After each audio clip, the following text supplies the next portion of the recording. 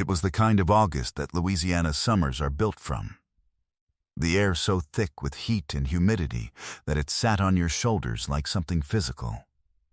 And the smell of the bayou drifted through every open window, whether you wanted it or not. The summer of 1993 in Kane Parish, Louisiana, had been just like every other summer the people of Sorrento remembered. The same screen doors, the same ceiling fans turning slow in the afternoon, the same families gathered on the same front porches after the sun went low enough to make the heat bearable. Denise Marie Arsenault had spent 37 summers in this parish. She knew every road by feel and every neighbor by name. On the evening of August 14, 1993, she drove her navy blue Oldsmobile Delta 88 to the end of her driveway, rolled down the window to wave at her neighbor Paulette across the road, and headed toward town to pick up her daughter from cheerleading practice. She never arrived. The car was found 11 hours later, parked at the edge of Cypress Mill Road, the engine cold. One tire dropped into the shallow bar ditch. There was no note. There was no sign of a struggle. There was nothing to indicate why a woman who had been waving at her neighbor 40 minutes earlier would leave her car on a back road in the dark. Denise Arsenault had been missing for less than 2 weeks when she was found. But the man who put her there would not be found for 30 years. To understand how that is possible, you have to understand who Denise was, and you have to understand what Kane Parish was willing to believe about one of its own. Denise Marie Arsenault was the kind of woman that small southern towns produce and quietly depend on. She had grown up in Sorrento, the eldest daughter of a crawfish farmer named Eldridge Thibodeau, and she had never particularly wanted to live anywhere else. She had married young, at 22, to a man named Curtis Arsenault, who worked for the parish road crew and had built the kind of life that looks simple from the outside and is anything but. She was a licensed practical nurse at Kane Parish General Hospital, where she had worked the day shift for 14 years. Her co-workers described her as meticulous, patient, and the person you called when a family in room 12 needed someone to explain a hard diagnosis in language that felt like a hand on the shoulder. She and Curtis had 2 daughters. Amber was 16 in the summer of 1993, a cheerleader and honor roll student who made her mother bring her to school 45 minutes early so she could get extra time in the library. Kayla was 13, quieter than her sister, the one who sat in the kitchen after dinner and talked to Denise about things the way daughters sometimes will when the rest of the house is distracted.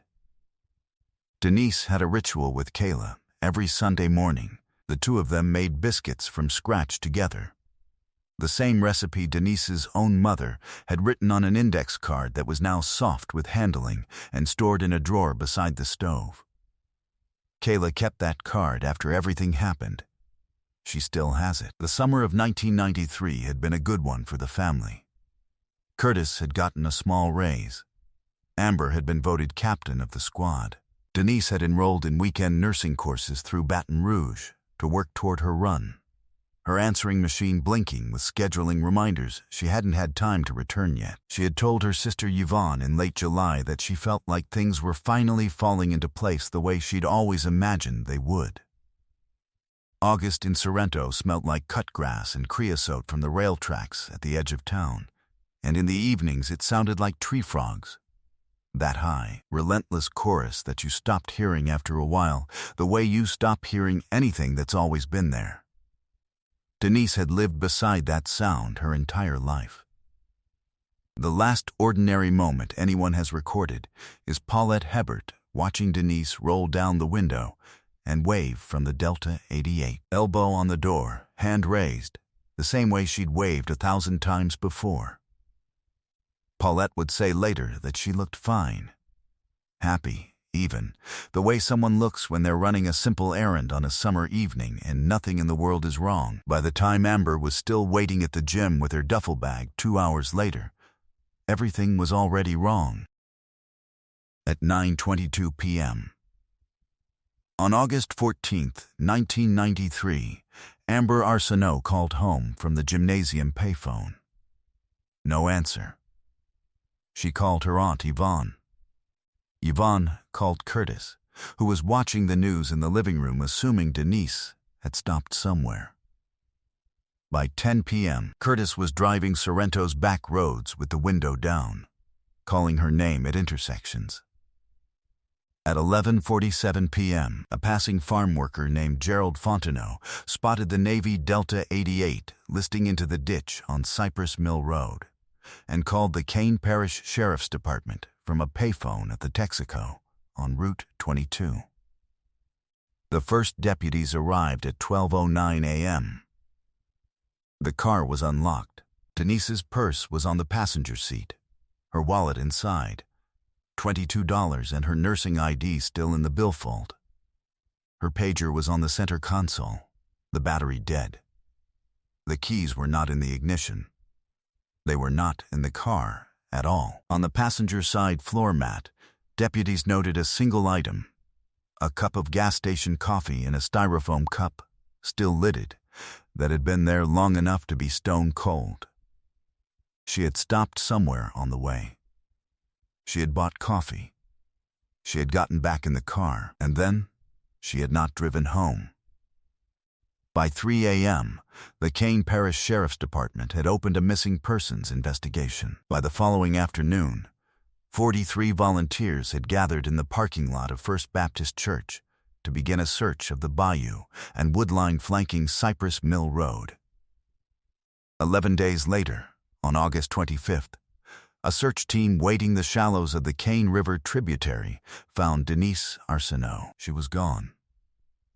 And she had been gone since that first night. The cause of death was confirmed by the Kane Parish coroner. What was not confirmed, what the initial investigation could not determine with any certainty, was who had stopped her car on Cypress Mill Road in the first place. One detail in the responding deputy's first report would go unexamined for 29 years. There was a second set of tire tracks in the soft shoulder of the road, parallel to the Delta 88, consistent with a vehicle that had pulled alongside it and then departed. Whoever had been there had left, and in 1993, on a rural road in Louisiana with no cameras and no witnesses, that was not enough.